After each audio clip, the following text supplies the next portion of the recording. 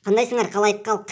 Бүгүн бир темада общение кылып койбосо уже кокого жетип кетти бул жерденчи. Блин. Ал проблема көбүңөр деле бетке чапты окшойт. Айтайын дегеним, жана машиналарды штрафстоянкага жүктөп кетип тыгып таштамай да. Машинамды жүктөп жетти. Ладно, косяк менде. Нарушил да. Кээде эми шашып бушуп, знакты байкабай калып токтото коюп жумуш бүтүрөйүн дейсиң да. Бирок сөз башка жакта да. Менин машинамдын жанында эки килтейген, зыңкыйган джиптер турат да. Аларды салбайт да. Именно меникиндей жөнөкөй машинаны жүктөп кетиш керек да. Потому что тигилерге духу жетпейт. А меникиндей жөнөкөй машиналарды ким айдайт? Баягы эле эптеп жамбагайын деген карапайым калк айдайт, туурабы? Буларың вообще реальный бизнес кылып алыптыр, карапайым элдин үстүнөн кылтак салып. Машинаны алып барып тыгып таштайт. Барып алайын десең, керсейген инспектор отурат да, ачкычты айлантып коюп. Акчаңды төлө, анан алып кет депчи. Канча төлөйүн десең, эвакуациянын услугасы 1300 сом дейт. Вообще охренели что ли? Шаардан билтейген грузовик жалдап жүк ташытсаң андан арзан түшөт, блин. Мындай нерсеге көңүл буруп койбосо болбойт. Унчукпай отура берсең булар томой берет да элдичи. Анан 1300 сом только за эвакуацию да. Анан үстүнө штрафыңды кошот, анан стоянканыкын кошот. Анан ошентип олчойгон акча чыгат да. Өзүң бир айда араң 10 000 сом тапсаң, анан 3 000 сомун ошол бир жолу штрафка берип койсоң, эмнеге жашайсың эй? Андан сырткары ошол жакта обслуживать эткен персоналдар просто король болуп алыптыр эне. Жанакы частный компанияларбы машинаны ары бери ташыган. Вообще эч кимди көзгө илбейт, блин. Тиги инспекторлордун отношениясын ыйтпай эле коеюн. Байкуш карапайым элди ыйлатып эле, ар айдап, бер айдап, давай акчаңды төлө деп эле. Что за дела, блин? Что за дела, блин? Силер да кандай туугандар, абал тоже кеп салгылачы. Ушундай проблема болуп атабы силерде дагы?